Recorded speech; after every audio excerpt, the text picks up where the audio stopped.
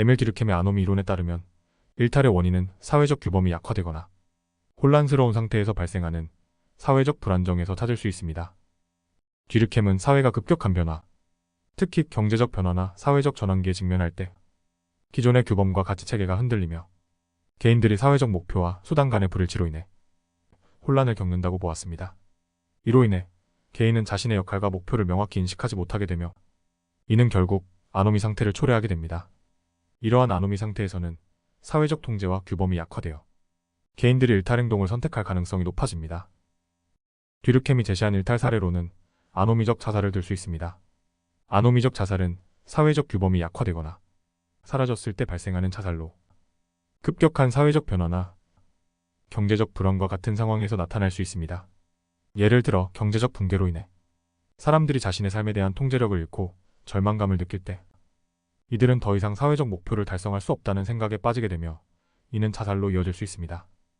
이러한 자살을 단순히 개인의 심리적 문제로 보지 않고 사회적 구조와 규범의 붕괴에서 비롯된 결과로 이해해야 합니다.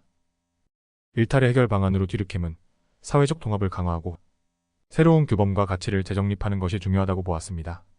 사회는 변화하는 환경에 적응하며 새로운 규범을 설정하고 이를 통해 개인들이 사회적 목표와 수단을 명확히 인식하도록 도와야 합니다.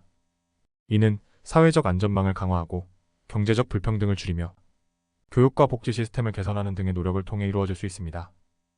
이러한 접근은 개인들이 혼란에 빠지지 않도록 하며 사회적 규범을 다시 확립하여 아노미 상태를 극복하는 데 기여할 수 있습니다.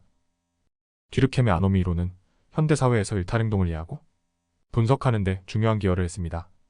이 이론은 일탈을 단순히 개인의 도덕적 결함으로 보는 것이 아니라 사회적 구조와 규범의 변화에서 비롯된 문제로 이해하도록 함으로써 사회 문제를 보다 구조적으로 접근하는 데 도움을 주었습니다.